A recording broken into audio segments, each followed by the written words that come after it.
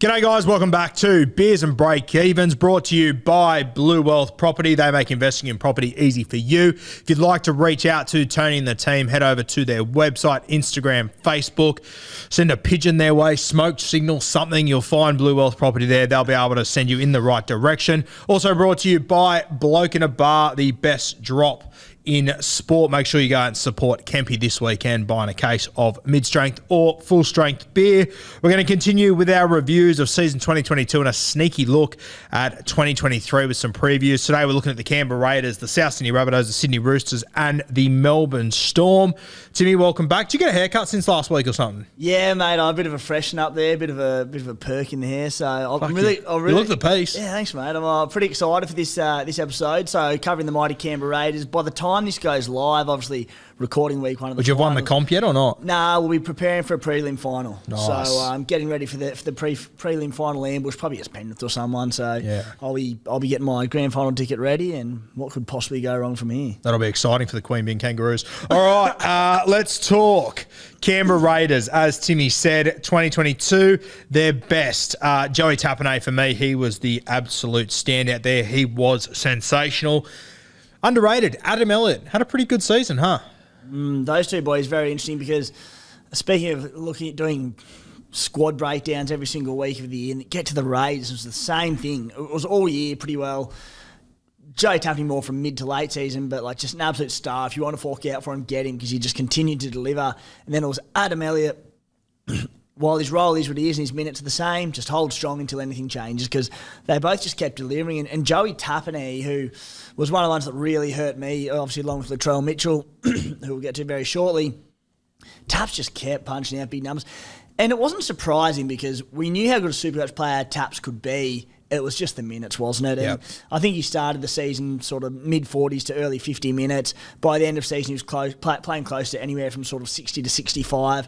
And when a player that good with tackle busting ability, offloading at will, is getting big minutes, Taps was just fantastic. So while I still don't like investing big money in front row forwards in Supercoach, Taps was a bit of an exception to that, and Adam Elliott put together a good year as well. Yeah, Hudson Young was the other one. Personally, I think in a couple of weeks he will get a bait in the Kangaroos World Cup squad. I think he has to be there now. I think he's forced his way into it. He's been sensational, and you mentioned off camera before, and I think it's perfect. Fuck, he'd be a fun guy to own. Oh, just the way he plays his footy. Like, he's got such attacking upside. He's similar to the sort of Viliami kick-out mould in that he relies on attacking stats to score well. So he's not going to do that sort of Angus Crichton type or IPAP type where they punch out their 55, 60 in base and they sort of sit around that most of the year and they'll average to 70, 75.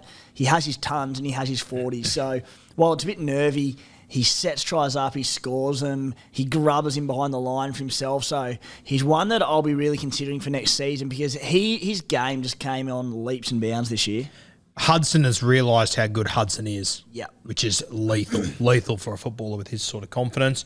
Mate, 2022 most disappointing. Canberra Raiders, they're one of those teams that, you know, we weren't really expecting too much out of too many of them as far as Supercoach goes.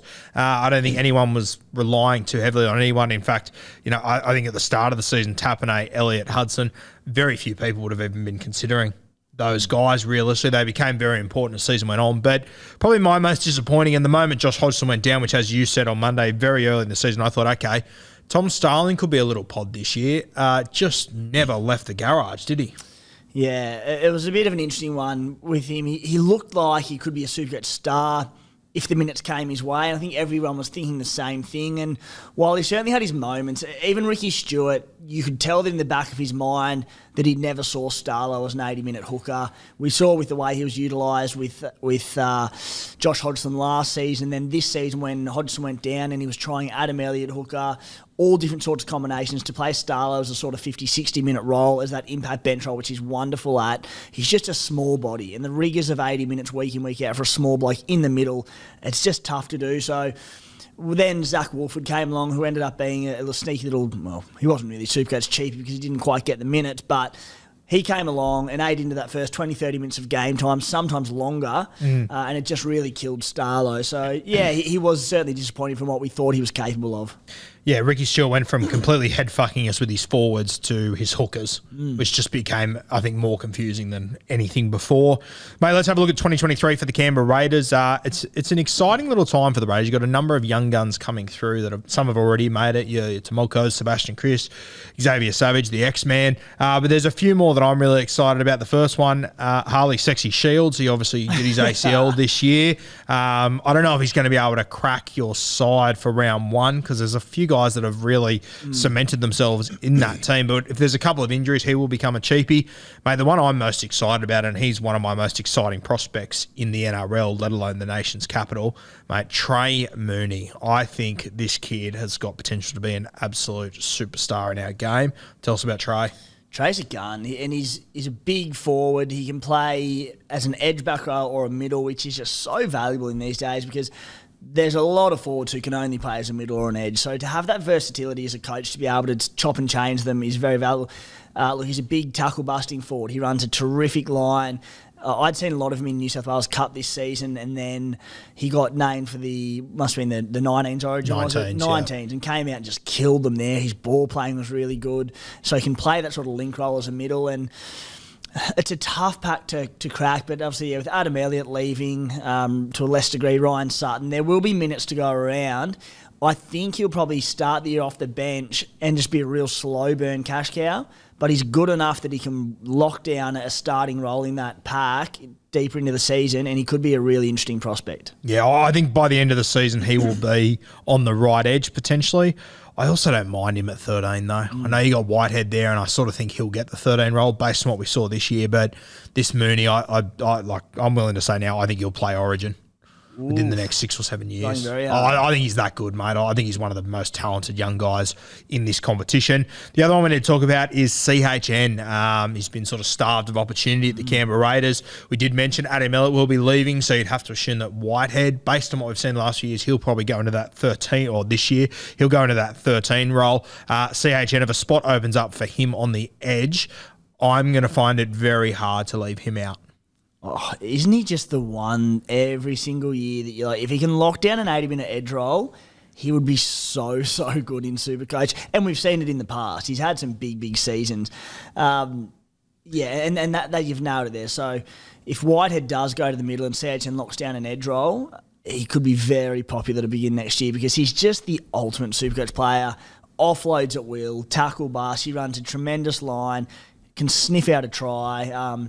Speaking of fun blokes to own, CHN's the best. I remember a few weeks ago when I talked about him for the grand final week, and you said, if he's not owned in comps, mate, there would have been one person in every single draft comp that would have absolutely shit down your throat for saying that, because they would have held him for 25 weeks and just been hopeful. He's one of the most frustrating guys to own, but fuck, when he's on and he's getting minutes, he's one of the most damaging. I remember I had him a few years ago when he first burst on the scene for the Panthers, and he was just crazy, like kick-out-like sort of stuff. So he's one to keep an eye on. The Canberra Raiders, that'll do us there. They're probably pretty hungover from Mad Monday by this point anyway. Let's move to the South Sydney Rabbitohs. We might chime in occasionally here and get Matty the Waterboy if he's got a mic down there. We'll call out to you, Matty. Now the best for South Sydney 2022. Pretty hot field here. I think we'd have to go Latrell Mitchell though. He was incredible. Dry fucked both of us all season. He was unbelievable, Latrell.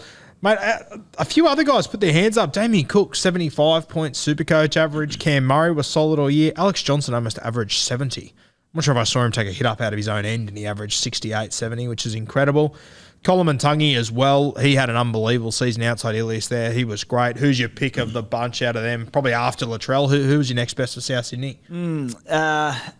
As you elegantly put it, it's the bloke that dry fucked us, and that's Latrell Mitchell. Oh, yeah. Trell, mate.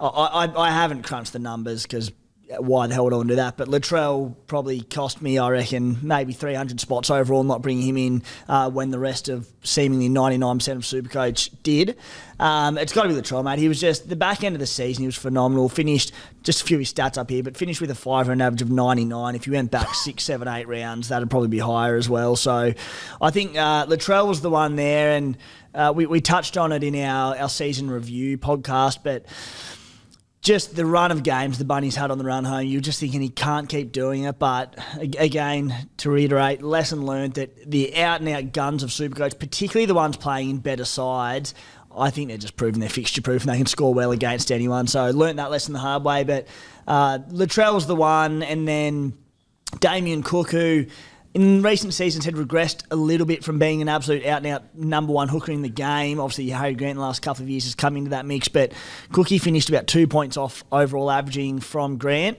And then Cam Murray's just... I've said this about 15 times through the season, so I may as well add one more before the season ends. But Cam Murray, who I had in my side all pre-season, didn't play in the trials. There was a bit of chat about like a tight hammy or something, so I was questioning minutes, so I avoided it, and he just went nuts all year and came out with a bang, so that one hurt. But just they're a Supercoach goldmine, the Bunnies, aren't they? Yep, for sure. As far as most disappointing goes, Ilias, I know a lot of people had him at the start of the season, mate. I thought Ilias was going to be a much better Supercoach player than what he was from watching him in reserve grade and stuff. So NRL, very good. Supercoach-wise, pretty poor. Just wasn't able to produce points, essentially. Yeah, and it didn't help that the Bunnies probably started the season a little bit slow as well. I think they had some tough matchups early on. It's not really a super conducive scoring game of Ilias. He could be all right down the track, but, he's not the big ball runner who busts tackles and racks up 10 or 12 runs a game. So he really does need to get in on the attacking stat. And when he's got stars around him like Latrell Mitchell and Cody Walker, it can be hard to do that. So, yeah, it's a little bit disappointing. The other one was Cody Walker, his halves partner, who at one point he was going for a ridiculously little amount of money. I think he got into the 300K mark, didn't he, or low fours or something. His value was incredible. I couldn't trust Cody Walker this year. It just never looked like he was at his absolute best to me. So I avoided it. I know a lot of people got on it. I think we'd have to call it a disappointment. One of my big disappointments for the season, and I didn't jump on him until I think it was sort of maybe just before Origin, the second major bye week, which he delivered in there with 119 points, and that was great against Newcastle. But the back end of the season, I mean, to me, like he finished with 5-round average of 55, 60 odd. Like it wasn't horrible, but coming off a season of 84-point average, 74 the year before, you just expected more. And I think with him, the Bunnies struggled without Latrell Mitchell. They struggled for go forward. He didn't have a platform to play off, and the attacking stats didn't come. Then when Latrell Mitchell did come back, he just really he doesn't sweep sides as much as he does without Latrell, because Latrell's the man. So his footy was actually quite good, particularly in the back end of the year. And as an owner who I probably played him once every 3 weeks because of what he was dishing out, he did all the hard yards in the middle to draw in defenders, get him in, and you just whip it out to the back to Latrell, who was sweeping, and all Latrell did was tip on. That's where it's like, well, Cody probably deserved the try assist and line assist. But to their credit, the Supercoach scorers, they get a lot of flack for being, having grey areas in their scoring. They always give the try assist to the sweeping player, and that was Latrell every time. So where Latrell was bolstered, who I didn't own, Cody, who I did own, was getting nothing for it. But, we knew that going into these games and when we make our trades. So it's not a hard luck story. It's just being smarter about your trades. It's like Adam Reynolds passed his hat on to Cody Walker, wasn't it? Just doing so much fantastic work, but not getting rewarded Supercoach-wise for it. As far as guys to keep an eye out for next year for South Sydney, I mean, I don't really see much change to their pack next season, so I don't think much changes there. Their back line, I think they experimented with so many guys this year that I don't think a heap changes there. Isaac Thompson is the one guy that I'm really excited about, but, I mean, he played 2 games this year. I think he went 75 and 55, so he's not going to be as cheap as what we would have liked. He'll also be out on the right wing outside Campbell Graham, which is a great spot to be, but we know that all their footy goes down the left side. Matty, is there anyone at South Sydney, Young Guns or anything that you know of that you think are worth keeping an eye out for? Yeah. Well, who did we say before? The Callo? Yeah, Callo, who... We haven't really... I honestly haven't paid that much attention to the lower grades this year. Of anyone... Sorry for my voice. Of note... what have you done in the last 10 minutes? I don't know. I just need water 100% of the time. Because we rotated through so many centres and wingers this year. Everyone's already seen them all. That's what I'm trying to say. So yeah, it's a tough one. There's a young bloke there, Tyrone Munro, who's very talented, but I don't think he'll get a shot this year. You've got pretty good depth in your outside backs and in your pack as well. We signed Cole Lovett the other day as well. So I think that I don't think there's going to be anyone that's going to really jump out of the box at South Sydney. In saying that, I could have tripped over Isaac Thompson 2 months ago and not known who he was or that he played football. So anything can happen. But South Sydney there, not a heap doing. We'll let Matty die in silence down there. Let's move to the Sydney Roosters. 2022, their best player, James Tedesco. I think he is the obvious standout this season. But Joey Manu, he was sensational, came up with that one game against the Dragons, which was unbelievable. If you didn't captain him that day, that would have really stung. Really stung. Can't remember. Kept you awake at night and stuff. Mate, little shout out to Nat Butcher. He just appeared at the perfect time for us. And if something happens that you couldn't trade him out when we all did and you held him for the back end, he had some good games on the run home as well. 4 tries against the West Tigers. He exploded. So Nat Butcher, he did a job for us. But Suaalii, he was the one this season. Came in at very, very cheap. Did very well. Quick shout out, Teddy's last 5 Supercoach seasons averaging 80, 87, 95, 84, 74. Wow. That fullback round 1 next season, I've sort of sat there watching the trail the back end of this season going, I think you just have to own him for the rest of time and I never want to not own him again. But then you're like, Latrell, Teddy, Tommy Turbo is going to be based on a 61 average next season. Pappenhausen, we get 2 of them. Yeah. You throw Kalen Ponga in there at about 500k if you're looking for value. It's going to be a crazy, crazy field to start next season. Joseph Suaalii, he's another one who's going to be priced pretty well to start next year. And he's a long way. He's just going to peak a lot of it. He averaged mid-50s this season. That's in his debut year. I mean, he could be, what's he played? 5 games in 2021. Really strong, not quite premium, but high mid-range option for next season. Yeah, for sure. Most disappointing at the Chooks, Angus Crichton. Probably unfair to put him in here, but there was periods there where I think he only scored a handful of tries this year. The vast majority came in the last 5 weeks. Sort of the middle part of the season, I don't know, just felt like Angus wasn't getting overly involved in their games. He was doing his job and he was scoring his 45 to 55, but he's a guy that I would expect to average 70-odd, and he simply wasn't doing it throughout the year. So I'd throw Angus in there. I know that you were pretty high on Angus all season, though. Yeah, and as I said, he delivered late. So he finished with an average of 66, but that was with scores late on in the season of 115 and 161. Now, his base was he based 47 per game, which is pretty good going for a bloke that we know has attacking upside. The attacking stats just eluded him. He didn't score a try until round 19. Wow. Broke his drought. Then scored another try 2 weeks later, then had a double 2 weeks later, then finished with another try. And that's where, unsurprisingly, the big 80, 90-plus scores came. So he just wasn't finding the try line, which in this Roosters outfit, it probably ties in also to the fact that, and we spoke a lot about it on the Bloke podcast, but it just took a long time this season for the Roosters to gel as a spine and to get their combinations going. Keary and Sammy Walker really took their time to find their feet as a halves pairing. And when Sammy Walker made that switch to be the more dominant halfback, we saw Angus Crichton start scoring his tries, and they just looked a better side. So, again, he'll be another one hard one not to start with next season, but I do like that you've thrown him in most disappointing because he was for the majority of the year. Another one that was pretty disappointing this year, Billy Smith. I've always been very high on him. I think you've always been a fan of Billy as well. Obviously suffered another injury this year. I hate to say it, but I am worried that it could be a tough road back for Billy Smith. He's been incredibly unlucky.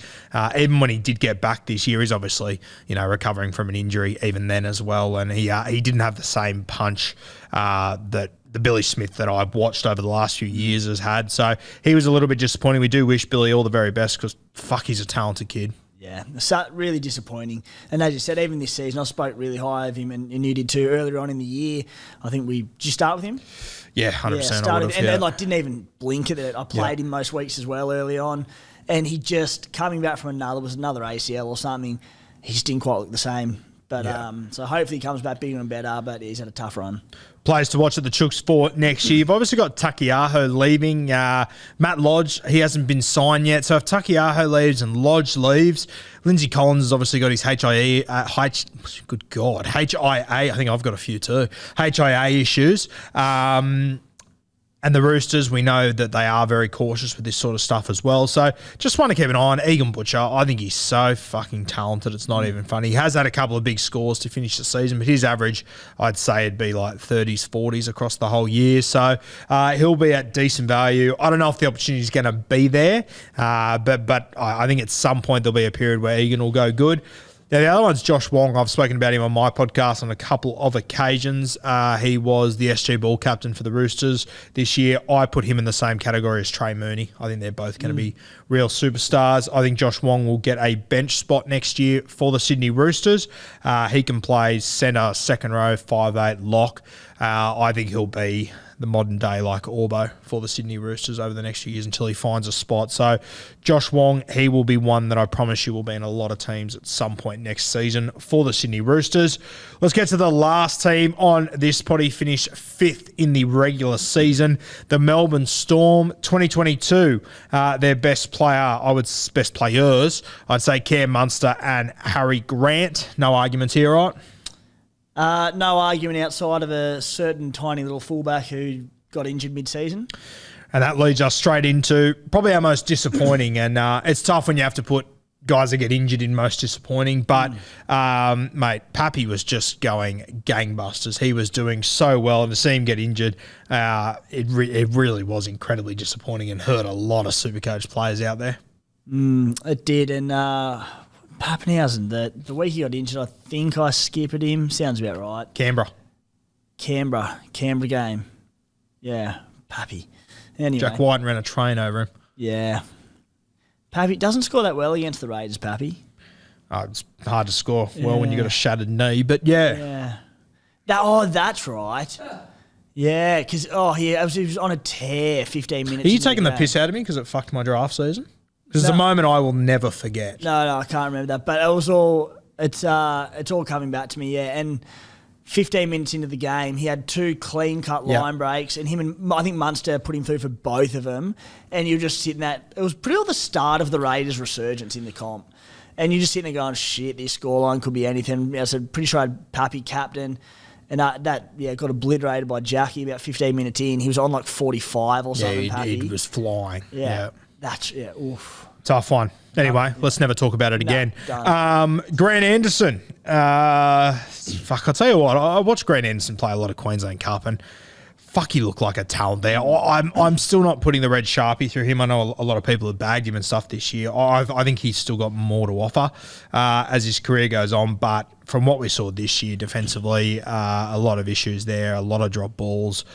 It got injured at the worst possible fucking time. It was a bit of a nightmare this year having Grant Anderson. Yeah, and just quickly back on Pappenhausen before we get on to old Grant Anderson off air talking to you about the fullbacks, and you're going, geez, and Pappenhausen will be cheap next year as well, won't he? Guru, Pappenhausen average 90, will be about 900k. Yeah, well, it would have been nice of you to chime in with that before you let me talk for 15 minutes the other day. But anyway, that's nice of you. Appreciate that. Grant Anderson, let's never speak of him again. Yep. 2 first names, can't trust him. Brandon Smith, the hectic cheese. I had him most disappointing. You had him all year. It was great doing these podcasts with you the entire year because every 3 or 4 weeks there'd be something happen. You'd go, cheese? Yeah. I can play him this week, and I'd always be like, I don't know about it. Cheese looked exhausted to me for the vast majority of the season. Had a couple of injuries, suspensions and everything thrown in there. Had a couple of good games, but just wasn't the same footballer that he was the year before. Yeah, he wasn't, and he sort of played some fewer minutes off the bench, and he was sort of started in the back end of the season, played some decent minutes. Supercoach-wise, I brought him in at like 350-odd K around the bye period, and I had him for the rest of the season. Now, he didn't really impact me poorly because he was more of a depth option in the reason that I kept him, and it was based on outside of the bye round, I very, very rarely had to play Brandon. I played in the last round of the season, and that was only not because I thought he'd do well. It was just more thinking if there are restings and whatnot later in round 25 that I lock in a semi-gun player. But Cheese for me was just a backup to Harry Grant. So when trades were scarce, I was thinking, I don't want to play Cheese, but if Grant goes down injured, Cheese comes into my starting team and he'll be a starting hooker for the Melbourne Storm playing big minutes. As it turned out, Harry Grant played every game for the rest of the season. I didn't have to play Smith outside of round 25, but we'll get to him shortly, but one for next season at the Roosters, starting hooker potentially. He'll be cheap. He could be one of my first players picked. Actually, yeah, true. We didn't mention Cheese for the Roosters. That will be very, very interesting next season. It'd be based on what did he average this season? Not a hell of a lot. He averaged 45 this year. So, he could be an 80-minute hooker for the Roosters. You could lock him in, lock and load. For sure. Now, guys, to watch for the Melbourne Storm next year, you've obviously got a host of forwards leaving to go to the Dolphins, so there will be opportunities there. I think Jack Howarth, who will probably come into the back row, although I have been surprised that Melbourne didn't use him at any point this year. I think you also got to keep in mind with a guy like Jack Howarth, COVID has really fucked up a lot of these guys as far as their transition into first grade. So I know that the Melbourne Storm's concern with Howarth was that he hadn't played enough games against grown men. He'd gone from schoolboys to no Queensland Cup or anything. Played in the trial earlier this year and, respectfully got caught out, as teenagers should do when they come into the NRL. So he spent the year playing reserve grade. I don't think the Melbourne Storm will have a choice but to use him decently there next year. So I think he'll probably be a bench, potentially a starting back rower. Will Warbrick came over from rugby union, was very, very impressive for the Falcons up there in Queensland Cup. I think you'll see him pop up at some point. I think you would have seen him pop up at some point this year if it wasn't for a couple of timely injuries that he had, some unfortunate injuries. Tariq Sims, though, he's an interesting one. Never been a hugely relevant Supercoach Classic guy. Draft guy, he's a pretty handy guy to pick up here and there. He could go down there and play decent minutes at the Storm. I don't know what his average was this year. I can't imagine it would have been 45. Okay, I thought it would be worse. So a bit of an awkward price. I mean, at the Melbourne Storm, it's not bad, but he's obviously aging. I don't know if he will be an 80-minute guy there, although they have shown that they do like to pick 80-minute back rowers. So Tariq Sims is probably a sit and watch, but I sort of feel like the Melbourne Storm, they're not done with their signing spree. I think there will be more guys to come, and I feel like there's going to be another name that's going to pop up. I've got no idea who it is, but I think there'll be another name that'll pop up in the Storm in the forward pack that I think could be pretty relevant, whether it's a Nathan Brown or one of these sort of guys. I just feel like there's something more to come for Melbourne. Yeah, no, I agree, mate. There'll be something turn up there with the amount of players that have left, and I said not a lot on the signing front, so keep an eye out over the off-season. Yeah. Guys, that will do us for today. Our review of the Raiders, the South Sydney Rabbitohs, the Roosters and the Melbourne Storm. We'll be going through the top 4 teams next Monday, which will be grand final week. So come and join us there. We'll be going through the Parramatta Eels, the North Queensland Cowboys, the Cronulla Sharks, and of course the Penny Panthers as well. Thank you to Blue Wealth Property for sponsoring Beers and Breakevens each and every week. And to Bloke in a Bar, go and support Kempy this weekend by getting stuck into a case for prelim final footy this weekend and then grand final next weekend. Very, very exciting. One more episode of Beers and Breakevens to come for season 2022. Look forward to seeing you next week for our last step. Cheers, guys.